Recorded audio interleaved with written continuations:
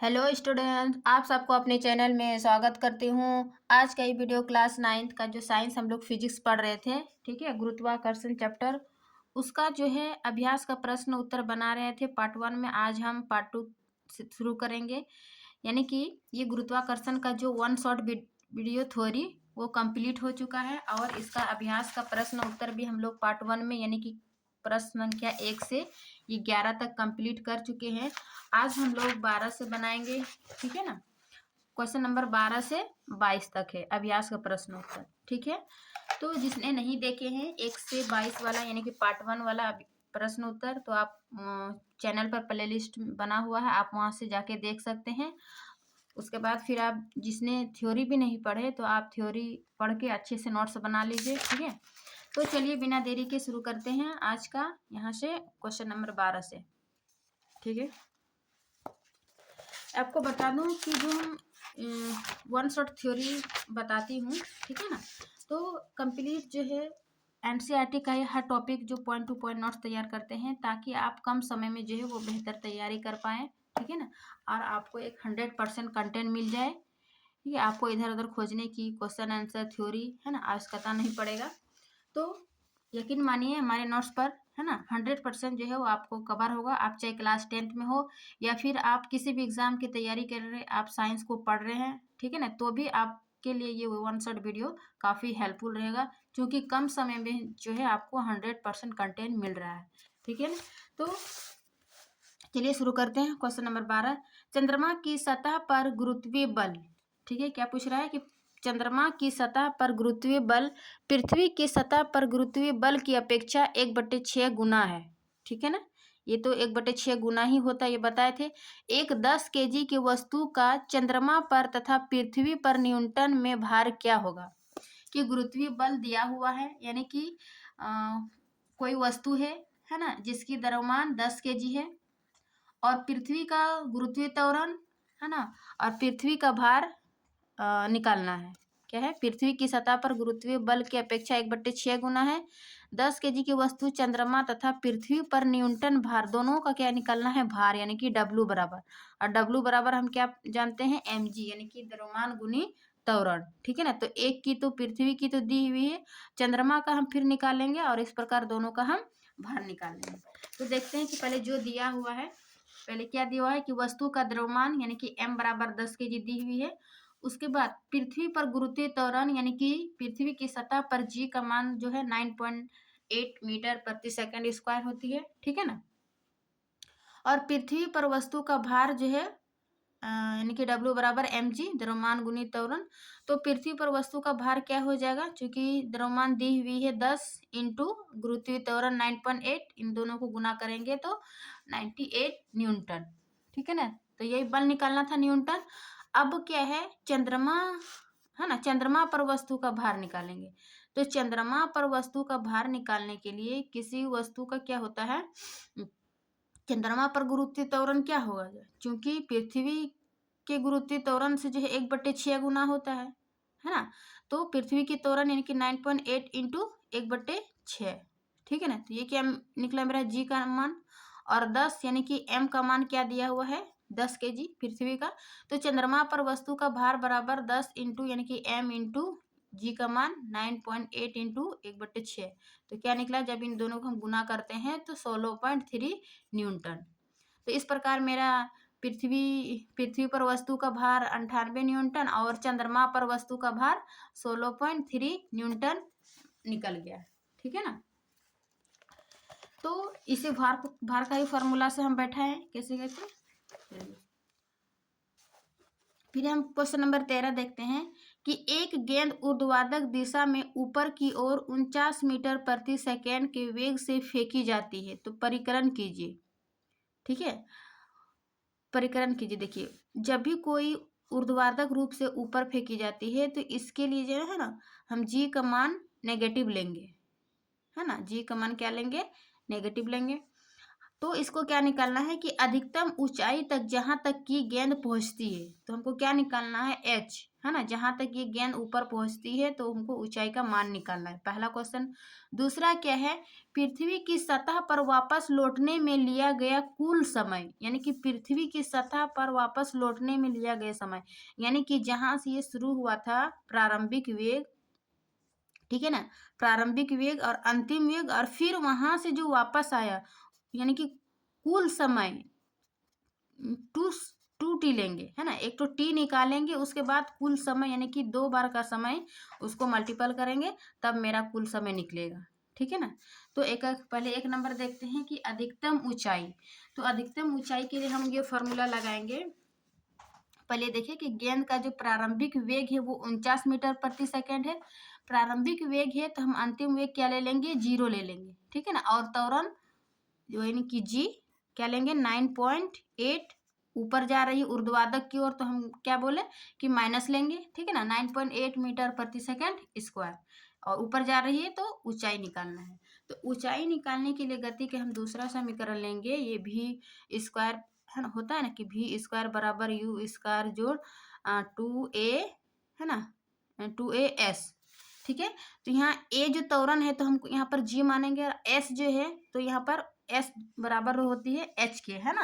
तो एच लेंगे, तो ये वाला फॉर्मूला बैठाएंगे, भी स्क्वायर बराबर you square plus 2a g, ठीक है ना। उसी में हम बैठाएंगे, क्योंकि भी को हम क्या माने, 0, तो 0 का स्क्वायर बराबर यू प्रारंभिक वेग क्या दिया हुआ है 49 मीटर प्रति सेकंड का स्क्वायर हो जाएगा, प्लस 2 इंटू माइनस 9.8, है ना, इंटू एच। चूंकि हमको एच निकालना है तो इसी फॉर्मूला से बैठाएं तो मेरा एच निकलेगा, ठीक है। अब जो है वो 49 इंटू 49 स्क्वायर है तो इसको 2 बार गुना करते हैं, फिर यहाँ पर 90 माइनस 9.8 है तो माइनस और प्लस माइनस हो गया, है ना, माइनस प्लस माइनस हुआ, फिर 2 इंटू 9.8 एच, ठीक है। अब यहाँ पर चूंकि लंबी गुना है तो हम क्या करेंगे, इसको डायरेक्ट एच कर बराबर करके एच का मान निकाल लेंगे, ठीक है। 2 इसको एच वाले को इधर कर ले देंगे और 49 गुना 49 इधर कर लेते हैं, ठीक है। तो एच बराबर क्या निकलता है, देखो मैथ में हम ऐसे पढ़ते हैं ना कि एच बराबर क्या करेंगे, इतना बटे इतना, है ना। तो ऊपर क्या है 49 इंटू 49 बटे कितना है 2 इंटू 9.8, तो उसको नीचे कर लेंगे। अब इसको जब हम हल करते हैं तो ऊपर गुना करते हैं तो 245 बट्टे और ये 2, है ना, 245 बट्टे 2। अब जब इसको भाग देते हैं तो 122.5 मीटर आंसर। ये क्या निकला मेरा, ऊंचाई। ऊंचाई कितनी निकली, 122.5 मीटर, ठीक है ना। तो इस प्रकार जो है वो गति के दूसरा समीकरण को फॉर्मूला बैठाएंगे, यानी चूंकि इसमें एस है तो एस के स्थान पर हम एच लिख सकते हैं, और इस प्रकार ये मेरा एच का मान निकल जाएगा, ठीक है ना। अब दूसरा प्रश्न इसी में है क्या, पृथ्वी की सतह पर वापस लौटने में लिया गया समय, ठीक है ना। तो देखो यदि लिया गया समय टी हो तो टी बराबर हम गति के पहला समीकरण में क्या पढ़े, यू भी बराबर यू प्लस ए टी, है ना। तो इस यहाँ इस फॉर्मूला से हम मेरा क्या निकले जाएगा, टी, और जी ए जो है वो गुरुत्वीय त्वरण के बराबर मान लेंगे, है ना। तो भी बराबर यू प्लस जी टी इस फॉर्मूला में बैठाएंगे, ठीक है। तो भी क्या लिए थे हम, 0, यू 49 प्लस जी माइनस 9.8 और इसका इंटू टी, क्योंकि हमको टी ही निकालना है तो यहाँ से मेरा टी निकल जाएगा। अब देखिए टी निकालने के लिए हम क्या करेंगे, है ना, क्योंकि यहाँ प्लस माइनस माइनस है ना, माइनस बराबर के इस साइड लेंगे तो प्लस हो जाएगा, इसको भी बराबर के इस साइड लेंगे तो माइनस तो प्लस हो जाएगा, ठीक है ना। तो इस प्रकार टी बराबर जो है 49/9.8, और जब इसको कटाते हैं तो मेरा निकलता है 5 सेकेंड, ठीक है ना। ये टी निकला, लेकिन क्वेश्चन में क्या कह रहा है कि कुल समय, यानी कि आने ऊपर फेंकने में और फिर नीचे आने में, अपने प्रारंभिक स्थान में आने में एक समय लगा, ऊपर जाने में फिर ऊपर से नीचे आने में उसको कितना लगा, 2 समय लगा, यानी कि कुल समय। तो 2t लेंगे, तो 2 इंटू जो मेरा t निकला 5 सेकेंड उसको गुना कर देंगे, है ना। तो क्या निकला मेरा 10 सेकेंड। तो इस प्रकार जो है वो मेरे लिया गया कुल समय 10 सेकेंड, और जो हाइट पूछ रहा था ऊंचाई तो 22, है ना, 22.5 मीटर ये मेरा निकला 13 नंबर का। एक कर दो कंप्लीट। अब देखते हैं 14 नंबर। 19.6 मीटर ऊंची एक मीनार की चोटी से एक पत्थर छोड़ा जाता है, यानी कि 13 में क्या था, नीचे से छोड़ी जाती है। अब यहाँ क्या है, ऊपर से, है ना, इतना ऊंचाई, यानी कि ऊंचाई मेरा दी हुई है 19.6 मीटर ऊंची एक मीनार की चोटी से एक पत्थर को छोड़ा जाता है, कहाँ, नीचे, ठीक है ना। तो पृथ्वी पर पहुंचने से पहले इसका अंतिम वेग ज्ञात कीजिए, यानी कि प्रारंभिक वेग ऊपर से छोड़ रही है, ठीक है, तो इसका प्रारंभिक वेग 0 मानेंगे और h मेरा दी हुई है। तो पूछ रहा है कि पृथ्वी में पहुंचने से पहले उसका अंतिम वेग यानी कि v बराबर निकालना है, ठीक है ना, अंतिम वेग, तो हम v निकालेंगे, ठीक है। h और g का तो मान पता है, h दी हुई है, g दी हुई है, u दी है, तो हम v निकालेंगे किस समीकरण से, फिर वही हम फॉर्मूला बैठाएंगे गति के दूसरा समीकरण। देखिए सबसे पहले क्या दिया हुआ, पत्थर का प्रारंभिक वेग यानी कि 0 से शुरू की हुई थे और अंतिम वेग निकालना है। h बराबर 19.6 मीटर दिया हुआ है, g का मान हम लेंगे 9.8 मीटर प्रति सेकंड स्क्वायर, ठीक है। तो इस फॉर्मूला में हम बैठाते हैं v स्क्वायर बराबर u स्क्वायर प्लस 2ag, है ना। तो u क्या है यहाँ 0 प्लस 2 इंटू 9.8।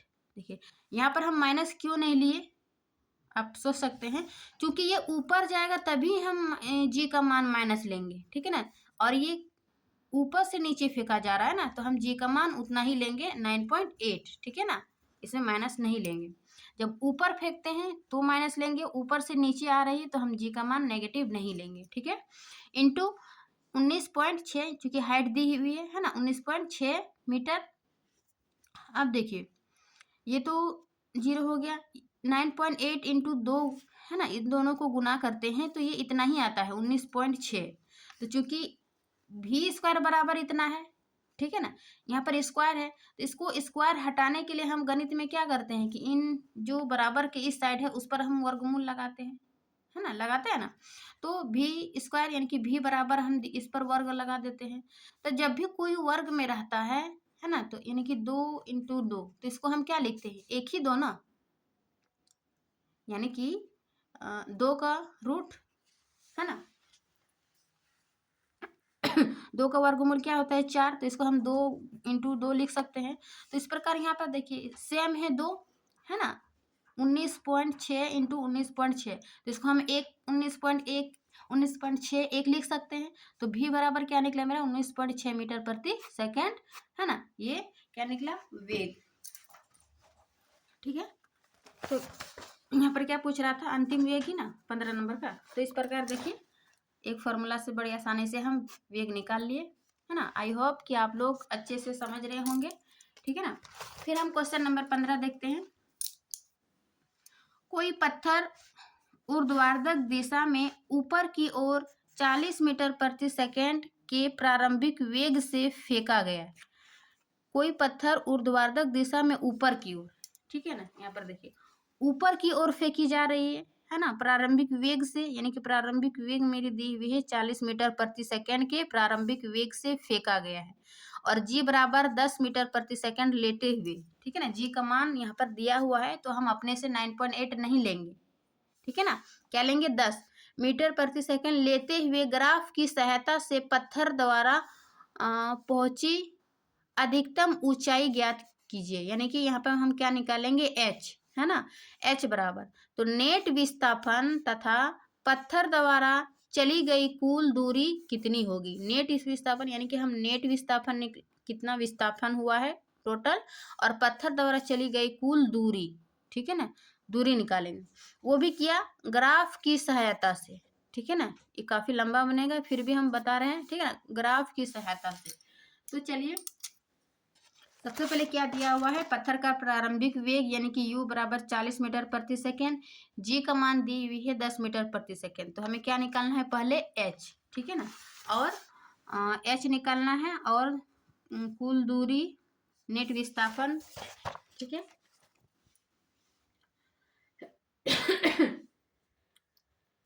तो चूंकि हम दोनों मान लेंगे तभी हम ग्राफ से बना पाएंगे, ठीक है ना।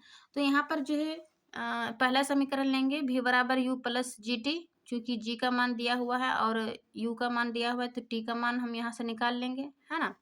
तो इस प्रकार 40 प्लस यहाँ पर हो जाएगा प्लस माइनस माइनस 10, ये समीकरण 1 है। प्रारंभ में यदि हम t का मान 0 लेते हैं, चूँकि ग्राफ विधि से हल करेंगे तो हम उसको डायरेक्ट आंसर नहीं लेंगे, ग्राफ में क्या होगा, एक्स अक्ष होगा, वाई अक्ष होगा, यानी कि समय और वेग का ग्राफ बनाना बोल रहा है ना, क्या बोल रहा है, समय और वेग लेते हुए ग्राफ की सहायता से पहुंची गई अधिकतम ऊंचाई। क्योंकि हम एक बार समय निकालेंगे तब वेग निकालेंगे, है ना, वेग निकल जाएगा। यदि हम जैसे कि हम मैथ में बनाते हैं, एक्स का मान यदि हम 0 लेते हैं तो वाई का मान क्या आता है ना। तो उसी प्रकार यदि हम t का समय 0 लेते हैं तो वेग यानी कि v का मान क्या निकलेगा। तो इस समीकरण में हम बैठाते जाएंगे, t को हम यहाँ पर 0 लेके चलते हैं, है ना। 40 माइनस 10 इंटू 0 तो क्या हो जाएगा, ये 0 और v का मान 40 है। तो यानी कि इस प्रकार मेरा t का मान 0 और v का मान 40 निकलता है, ठीक है ना। फिर यदि t का बराबर 2 सेकेंड लेते हैं तो v का मान मेरा क्या निकलेगा, तो 40 माइनस 10 इंटू यहाँ पर t, है ना। तो 10 दूनी 20 और इधर 40, 40 में 20 यानी कि 20। तो इस प्रकार t का मान 2 जब लेते हैं तो v का मान कितना निकलता है मेरा, 20, ठीक है ना। फिर यदि कम से कम 3 लेंगे तो फिर यदि t का समय 4 सेकंड लेते हैं, है ना, तो v बराबर 40 माइनस 10 इंटू 4, 10 चौक 40, 40 में 40 गया 0, यानी कि v का मान जब हम t का मान जब हम 4 लेते हैं तो v का मान क्या निकलता है मेरा, 0, ठीक है ना। अब इसको हम ग्राफी विधि से हल करेंगे, ठीक है ना। मेरा t और v आ गया। तो देखिए ग्राफ हम कैसे बनाते हैं, एक लेते हैं y अक्ष, है ना, और इधर लेते हैं x अक्ष और इधर y अक्ष, ठीक है ना। इधर x का मान यानी कि हम इधर समय ले लेते हैं, ठीक है ना। इधर समय क्या लिए, सेकंड में, और इधर वेग क्या लिए, मीटर प्रति सेकंड, ठीक है ना। तो चूंकि 4 समय जो है वो 4 सेकंड तक है अधिकतम, तो हम 0 1 2 3 4 सेकंड तक लिख लिए। उसके बाद, है ना, वेग कितना है मेरा अधिकतम 40 तक, तो यहाँ 10 के अंतर से ले लिए, 0 से 10 20 30 40, ठीक है ना। इस प्रकार हम ग्राफ में लेते हैं। ग्राफ में और अच्छी विधि से आप बना लीजिएगा, उसमें जो कॉलम बना हुआ रहता है, ठीक है ना। अब पहला क्या है, t कितना लिए थे, 0। t यदि 0 लिए थे तो मेरा वेग कितना निकला था, 40। तो x का मान 0 और वेग का मान कितना हो जाएगा, 40। तो देखिए x एक्स पर क्या होगा, जो 0 0 और y पर यहाँ पर, तो बिंदु मेरा यहाँ क्या निकलेगा, 0 और 40, ठीक है ना। अब दूसरा है कि जब t का मान 2 लेते हैं तो मेरा भी कितना निकलता है, 20। जब समय 2 लेते हैं तो भी कितना निकलता है मेरा, वेग 20। तो मेरा पॉइंट क्या कितना कहाँ हो जाएगा, यहाँ पर। फिर तीसरा है t4 लेते हैं तो भी समय जो है, वेग जो है 0 निकलती है, ठीक है ना। तो यहाँ पर समय हम 4 ले लेते हैं और वेग कितना हो जाएगा, 0 है, तो यहाँ पर 0 ही यही हो जाएगा, है ना। तो अब इस तीनों बिंदु को जो है हम यहाँ पर मिलाए, है ना, स्केल की सहायता से अब तीनों बिंदु जो है मिल जाती है। तो इस प्रकार जो हम, ये मेरा ग्राफ तैयार हो गया, समय और वेग की ग्राफ, और इसका मान जो है यहाँ समीकरण से हल किए। अब क्या निकालना है, इस ग्राफ विधि से हम इसका अधिकतम ऊंचाई करेंगे, है ना। ग्राफ क्योंकि डायरेक्ट बोलते तो हम डायरेक्ट फॉर्मूला से निकाल देते, लेकिन यहाँ क्या बोल रहे हैं, ग्राफ विधि की सहायता से पत्थर द्वारा अधिकतम ऊंचाई ज्ञात कीजिए तथा नेट विस्थापन तथा पत्थर द्वारा चली गई कुल दूरी कितनी होगी, ठीक है ना। तो अधिकतम ऊंचाई ज्ञात करने के लिए हम क्या लेंगे, त्रिभुज का क्षेत्रफल, क्योंकि त्रिभुज का क्षेत्रफल क्या होता है, हाफ इंटू आधार इंटू क्षेत्रफल। तो त्रिभुज हम किसको मानेंगे, देखिए ये जो ग्राफ हम बनाए तो ये इसको हम ओ मान लेते हैं, है ना, ओ, और इधर ए और इधर बी, तो ओ ए बी एक त्रिभुज हो गया, ठीक है ना। तो अब क्षेत्रफल ओ ए बी, है ना, त्रिभुज ओ ए बी का क्षेत्रफल क्या हुआ, हाफ इंटू आधार क्या हो जाएगा मेरा, ओ ए, और ऊंचाई मेरा क्या हो जाएगा, ओ बी, है ना। ये तो हाफ यानी कि हाफ इंटू ओ ए का मान कितना है, अधिकतम 4 है ना, तो यहाँ पर 4 लेंगे, है ना। 4 इंटू यहाँ पर ऊंचाई कितनी है, 40, तो 40 लेंगे, यानी कि 4 इंटू 40। अब इसको गुना करते हैं, 2 यानी कि 40 दूने 80। ये मेरा क्या निकला, अधिकतम ऊंचाई ग्राफी विधि से। देखिए आराम से समझिए, ठीक है ना। आपको यदि एक बार में समझ में नहीं आ रहा है तो आप वीडियो को पॉज करके आप पीछे जाके फिर से दोबारा देखिए, तो आपको बहुत आसानी से समझ में आ जाएगा, ठीक है ना। और नेट विस्थापन जो है इसका हो जाएगा 0, है ना।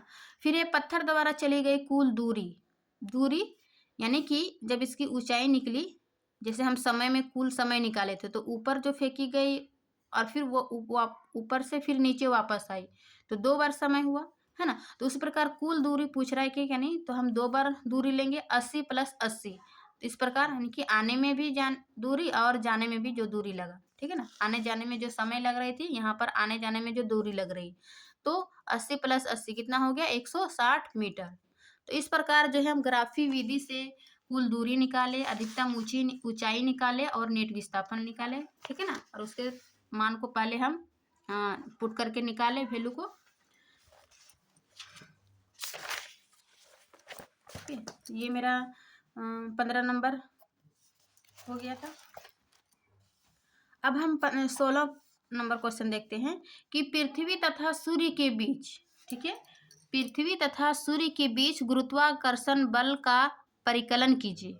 क्या दिया हुआ है, पृथ्वी तथा सूर्य के बीच गुरुत्वाकर्षण बल यानी कि जी परिकलन कीजिए। और दिया हुआ क्या है कि दिया है पृथ्वी का द्रव्यमान, ठीक है, पृथ्वी के द्रव्यमान दिया हुआ है 6.10 × पावर 24 kg तथा सूर्य के द्रव्यमान कितना दिया हुआ है 2 × 10⁻13 kg। तो दोनों के बीच औसत दूरी जो है इतना दिया हुआ है ना, औसत दूरी दिया हुआ है और पृथ्वी का द्रव्यमान दिया हुआ है, सूर्य का द्रव्यमान दिया हुआ है, तो हमको क्या निकालना है, गुरुत्वाकर्षण बल, ठीक है ना, दोनों की औसत भी। तो चलिए देखते हैं कि पहले क्या क्या दिया हुआ लिख लेते हैं। और हमको पता है ना कि कैपिटल जी का मान क्या होता है 6.67 × 10⁻11 न्यूटन मीटर प्रति kg स्क्वायर, ठीक है ना, ये तो सार्वधिक है। उसके बाद पृथ्वी का द्रव्यमान दिया हुआ है, सूर्य का द्रव्यमान दिया हुआ और औसत दूरी दी हुई है, ठीक है। तो F बराबर यानी कि बल निकालेंगे, तो बल बराबर F बराबर क्या होता है, कैपिटल जी, है ना, M1 इंटू यानी कि द्रव्यमान 1 और द्रव्यमान 2, है ना, M1 लेते हैं द्रव्यमान 1 को और द्रव्यमान 2 को M2 लेते हैं, तो द्रव्यमान 1 × द्रव्यमान 2 बटे d स्क्वायर यानी कि r², है ना, त्रिज्या, ठीक है ना। अब तो सबका मान दिया हुआ है, बस हम इसका मान पुट करके इसको हल कर देंगे, ठीक है ना, हल करने भी आना चाहिए, ठीक है। तो जी का मान हम यहाँ बैठा है 6.67 इंटू, फिर है M1 यानी कि द्रव्यमान, पृथ्वी का द्रव्यमान लिखे, फिर है क्या, सूर्य का द्रव्यमान, इन दोनों को गुना किए। अब क्या है, दूरी r लेंगे 1.5 × 10⁻11, ठीक है, क्योंकि यहाँ पर स्क्वायर है तो यहाँ स्क्वायर लिए। अब कुछ नहीं, अब क्या करना है, गुना करना है। पहले सिंपल को एक बार गुना कर लेते हैं, 6 दूनी 12, है ना, r × 6.67, ठीक है। फिर 10 पे पावर जितनी पावर है उसको एक साथ लिख लेते हैं, 10 पे पावर -11, इधर +24 +30, ठीक है ना। तो +30 और 24 कितना हुआ, 54, 54 में 11 को घटाएंगे तो ये 43 होगा, है ना, 43। तो इस प्रकार 43 और यहाँ 10 पे पावर देखिए 11 और उधर स्क्वायर 2 था, तो 11 दोनों कितना हो जाएगा 22, ठीक है ना। और यहाँ 2 बार है चूंकि, तो 1.5 × 1.5 लिखे, ठीक है, ये तो हो गया। तो 1.5 इंटू इन दोनों को गुना करते हैं तो 2.25 × 10⁻22, ठीक है ना, इस प्रकार ये निकला। और फिर इन दोनों को गुना करते हैं तो इतना आता है 80.02, फिर बट्टे में उतना ही आ गया। अब जो ये 10 पे पावर 22 है ना, इसको चूंकि इधर नीचे प्लस है तो ऊपर ले जाएंगे तो क्या हो जाएगा -10 पे पावर 43 - 22, ठीक है। तो इन दोनों को घटाते हैं तो क्या निकलता है 21, ठीक है। अब इन दोनों को हल करते हैं तो 35.57 × 10⁻21, ठीक है ना, सॉरी 3 में 2, 4 में तो ये 21 है, हाँ 21 है, ठीक है ना। तो अब ये जो यहाँ पर पॉइंट है ना, 35 के बाद 2 अंक है, तो हम इसको एक अंक इधर घिसका देते हैं, तो इधर खिसकाएं तो मेरा एक अंक जो है यहाँ पर बढ़ जाती है, 0 की संख्या है ना, इसीलिए 10⁻22 लिखे, ठीक है। अब जो है इसको गुना करके, ये क्या है पॉइंट 3.3 पॉइंट, ठीक है, ठीक है ना। तो ये 537 है ना, 557 × 10⁻22, तो यहाँ पर हम इसको 557 है तो इसको 56 लिख सकते हैं, यानी कि 3.56 × 10⁻22 न्यूटन। ये मेरा क्या निकला, बल। तो वही ना बोल रहा था कि गुरुत्वाकर्षण बल का परिकलन कीजिए, बाकी सबका मान दिया हुआ था, तो बस हम मान क्या करें, वैल्यू को क्या किए पुट करके हम उसको हल कर दिए, तो मेरा मान निकल गया। ठीक है। अब नेक्स्ट क्वेश्चन देखते हैं क्या है। 16 हो गया। 17वां देखते हैं कि कोई पत्थर 100 मीटर ऊंची किसी मीनार की चोटी से गिराया गया। ठीक है, यहाँ से क्या ऊंचाई से नीचे गिराया गया। क्या दिया हुआ? 100 मीटर ऊंची, यानी कि मेरा एच का मान दिया हुआ है। ठीक है, 100 मीटर ऊंची मीनार की चोटी से गिराया गया और उसी समय, ठीक है, गिराया गया और उसी समय कोई दूसरा पत्थर 25 मीटर प्रति सेकंड के वेग से ऊर्ध्वाधर दिशा में ऊपर की ओर फेंका गया। एक तो इतनी ऊंचाई पर ऊपर से नीचे फेंका गया और उसी समय जो है वो नीचे से ऊपर फेंका गया। कितना? 25, वेग दी हुई है 25 मीटर प्रति सेकंड की। ठीक है ना, ऊपर की ओर फेंका जाता है। तो परिकलन कीजिए कि दोनों पत्थर कब और कहाँ मिलेगी। यानी कि जब ऊपर से नीचे फेंकी जा रही है और नीचे से भी ऊपर फेंकी जा रही है, तो ये बोल रहा है कि दोनों कब और कहाँ मिलेगी, इसको निकालना है। ठीक है ना, कितना समय में। ठीक है, तो उसके लिए सबसे पहले हम इसका जो हाइट है तो 100 मीटर है, इसका निकाल लेते हैं। ठीक है, तो चलिए देखते हैं क्या दिया हुआ है 17 नंबर का। पहले पत्थर का जो है ना, पहले पत्थर का जहां से गिराया गया उसका जो है प्रारंभिक वेग बराबर क्या हो जाएगा? 0। और h1 है ना, h बराबर क्या हो जाएगा? 100 मीटर पहले पत्थर के लिए। तो और गुरुत्व त्वरण मान यहाँ पर हम 10 लेंगे। ठीक है ना, 10 मान के लेंगे। और दूसरा पत्थर का जो है u बराबर 25 मीटर प्रति सेकंड के वेग से फेंका जा रहा है। ठीक है, तो h बराबर है ना ut प्लस हाफ, जैसे कि वो गति का पहला समीकरण में नहीं लिखते हैं ut प्लस हाफ, सॉरी तीसरा समीकरण में हाफ at²। तो उसी का फॉर्मूला लेकर हम यहाँ पे बैठाते हैं। चूंकि मेरा h1 है ना निकालना है, तो 0, u बराबर 0 दिया हुआ है, t की तो निकालना है प्लस हाफ है ना, g को 10 ले लेते हैं और t भी निकालना है यहाँ पर भी। ठीक है, तो इस प्रकार यहाँ पर कटाते हैं तो 2 पंच 10 है ना, तो ये t का स्क्वायर गुना हो जाएगा 5t और इधर गुना करेंगे तो 0, 0 प्लस 5t। ठीक है ना, यानी कि 5t। अब दूसरे पत्थर के लिए क्या है? u बराबर यानी कि प्रारंभिक वेग बराबर दिया हुआ है 25 मीटर प्रति सेकंड। ठीक है ना, क्योंकि नीचे से ऊपर फेंकी जा रही थी, हम क्या बताए थे कि ऊपर से नीचे फेंकने पर हम g का मान माइनस लेंगे, है ना। तो माइनस, क्योंकि ऊपर से जो फेंकी जा रही थी तो इसको हम 10 लिए, है ना, यहाँ पर 10 लिए।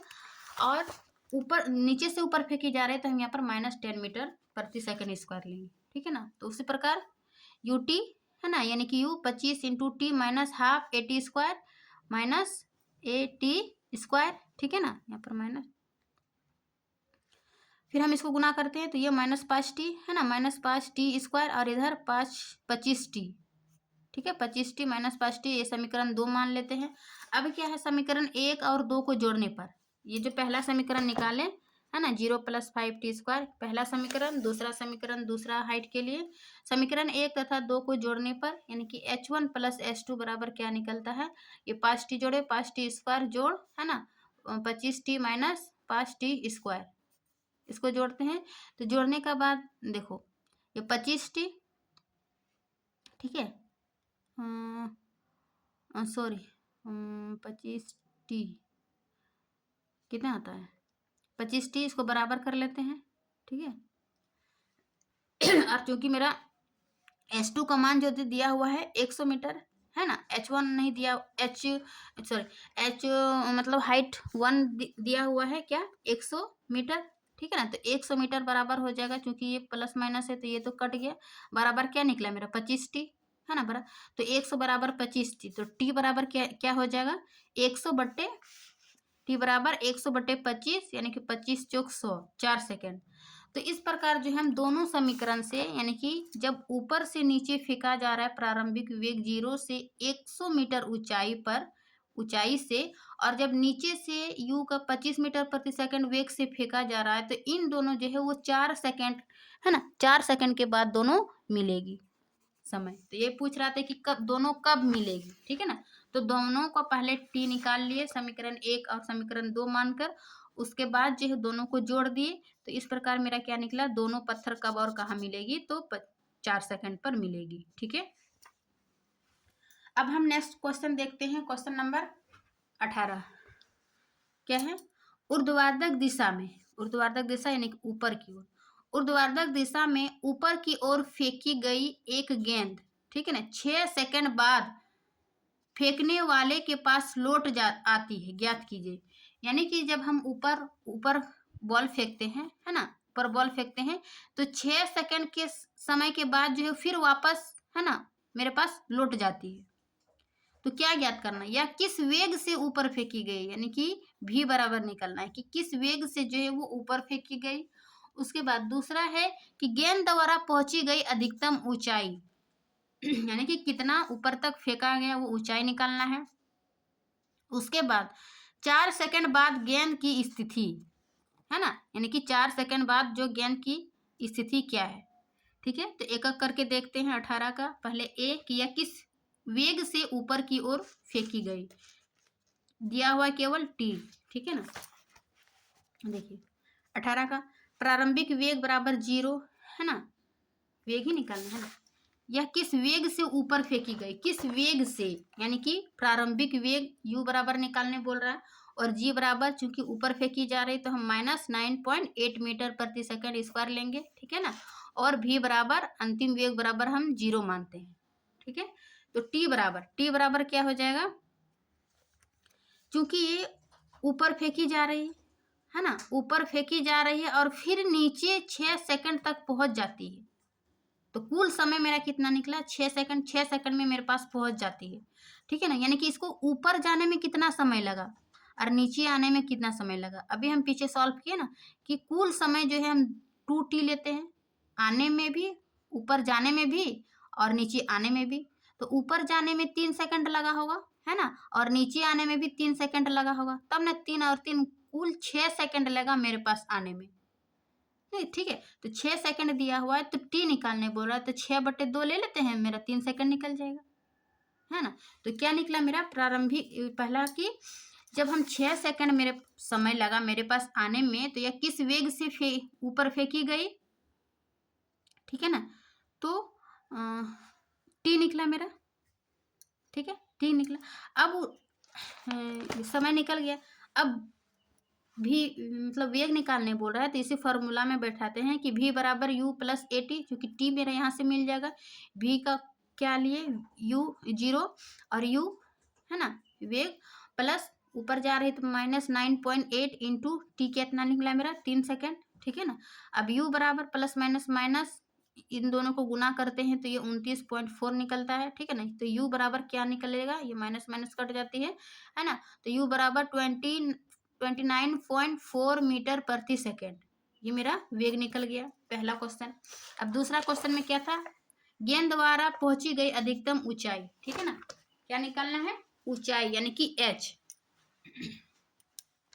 तो h बराबर हम ये गति का तीसरा समीकरण लेंगे, h बराबर ut plus half AT square यानी कि GT स्क्वायर, ठीक है ना। चूंकि मेरा u का मान निकल गया 29.4 और t 3 सेकंड बैठाते हैं प्लस हाफ जी का मान -9.8 इंटू टी स्क्वायर, ठीक है ना। अब इन दोनों को गुना करते हैं तो इतना आता है, फिर हाफ इंटू इसको 3 3 9, है ना, यहाँ पर लिखते हैं। फिर जब हम इन दोनों को कटा देते हैं और गुना करके, है ना, इतना निकलता है। फिर इन दोनों को घटाते हैं तो ये 44.1 एक मीटर, ये मेरा क्या निकला, हाइट, है ना, ऊंचाई, अधिकतम ऊंचाई। दूसरा प्रश्न ये था, अधिकतम ऊंचाई।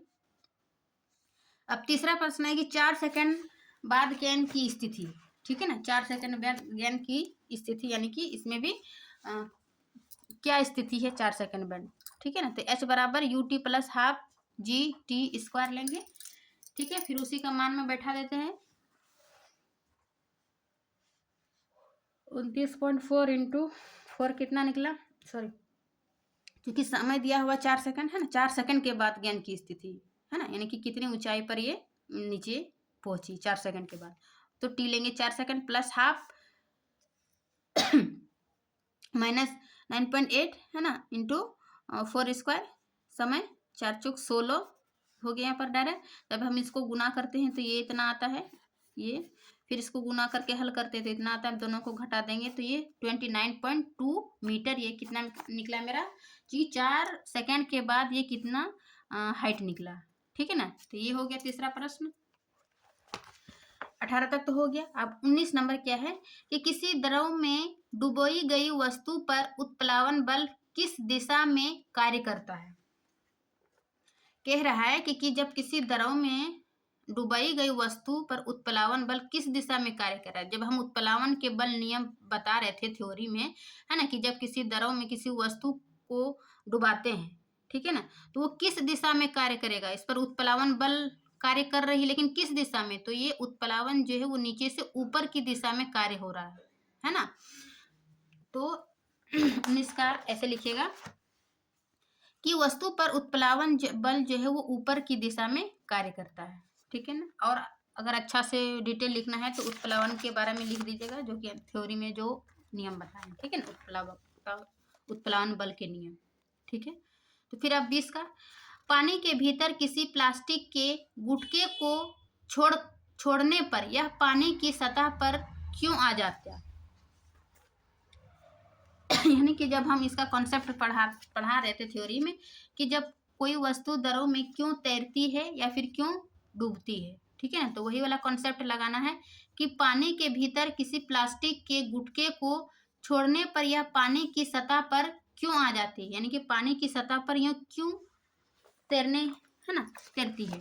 तो देखिए 20 का, कि जब पानी के भीतर किसी प्लास्टिक के गुटके को छोड़ा जाता है तो गुटके पर ऊपर की ओर, है ना, कार्य करने वाला जो उत्प्लावन बल कार्य करता है का मान गुटके के भार से अधिक होता है। जब उत्प्लावन बल अधिक होगा तो वो तैरेगा, है ना। उत्प्लावन बल गुटके के भार से अधिक होता है, इसी कारण गुटका जो है वो सतह पर आ जाती है, यानी कि सतह पर आ जाने का मतलब वो तैरती है।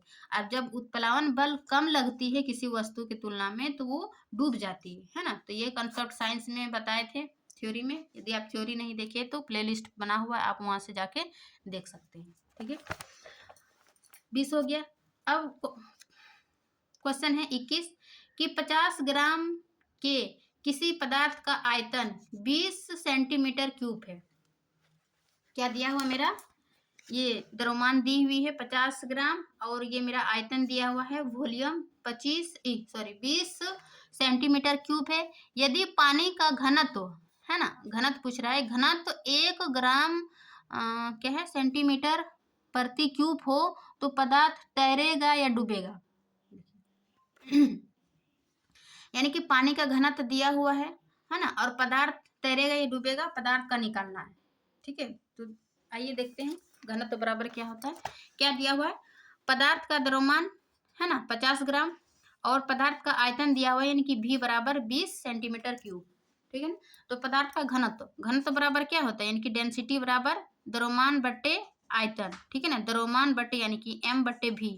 तो द्रव्यमान मेरा दिया हुआ है 50 ग्राम और आयतन लेंगे 20 ग्राम, ठीक है, 20 सेंटीमीटर क्यूब। इन दोनों को कटाते हैं तो मेरा निकला कितना, 2.5 ग्राम प्रति सेंटीमीटर क्यूब। ये क्या निकला, पदार्थ का घनत्व। और पानी का घनत्व कितना दिया हुआ है, 1 सेंटीमीटर क्यूब, ठीक है ना। तो पानी का घनत्व 1 सेंटीमीटर क्यूब है और पदार्थ का घनत्व कितना है 2.5। तो किसका घनत्व अधिक हुआ, पानी का या फिर पदार्थ का, है ना। क्योंकि पानी का ये हो गया और पदार्थ का 2.5, है ना, 1 और यहाँ कितना है 2.5 का अंतर, यानी कि दोनों के बीच कितना है 1.5 का अंतर है। तो क्या होगा, क्योंकि पानी का घनत्व से वस्तु का घनत्व अधिक हो गया तो ये वस्तु डूब जाएगा, है ना। तो वो पूछ रहा है कि पदार्थ तैरेगा या डूबेगा, तो पदार्थ क्या होगा, डूबेगा, क्योंकि इसका घनत्व अधिक निकला। पानी के घनत्व से कम निकलता तो ये पदार्थ तैरता, लेकिन घनत्व अधिक है तो ये डूब रहा है, ठीक है ना। तो ये इसका कॉन्सेप्ट है, उसको घनत्व का निकाल करके देखना है।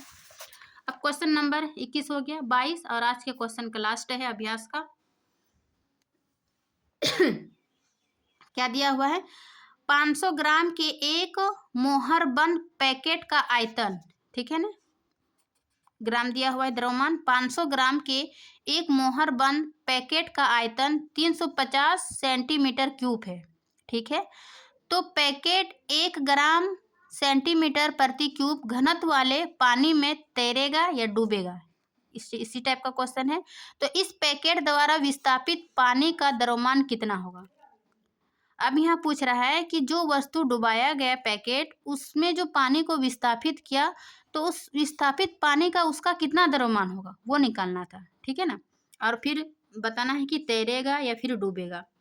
तो घनत्व के फॉर्मूला से ही हम पहले निकालते हैं कि द्रव्यमान दिया हुआ है 500 ग्राम, आयतन दिया हुआ है 350 सेंटीमीटर क्यूब, ठीक है। तो पैकेट का घनत्व यानी कि डेंसिटी बराबर क्या हो जाएगा, द्रव्यमान बट्टे आयतन यानी कि 500 बट्टे 350, ठीक है। इन दोनों को कटाते हैं तो ये मेरा निकलता है 1.43 ग्राम प्रति सेंटीमीटर क्यूब। क्या क्या निकला ये मेरा पैकेट का घनत्व, ठीक है ना, पैकेट का घनत्व। और पैकेट का 1 kg 1 ग्राम सेंटीमीटर क्यूब घनत्व वाले, ठीक है, एक दिया हुआ है। तो जब पैकेट का घनत्व अधिक निकला है ना, कितना 1 ग्राम दिया हुआ है और ये इतने कितना निकला 1.43, तो कौन ज्यादा हुआ ये ना। तो जब पैकेट का घनत्व से पदार्थ का घनत्व अधिक निकला तो ये क्या होगा, डूबेगा, इसलिए क्या होगा, पदार्थ डूब जाएगा यानी कि पैकेट डूब जाएगा, ठीक है ना। अब क्या है दूसरा प्रश्न इसमें जोड़ दिया है कि इस पैकेट द्वारा विस्थापित पानी का द्रव्यमान कितना होगा, ठीक है ना। तो पैकेट द्वारा विस्थापित पानी का द्रव्यमान बराबर क्या हो जाएगा, पानी का घनत्व इंटू आयतन, यानी कि पानी का घनत्व कितना दिया हुआ है 1 और आयतन इसका कितना दिया हुआ था 350 सेंटीमीटर क्यूब, ठीक है ना।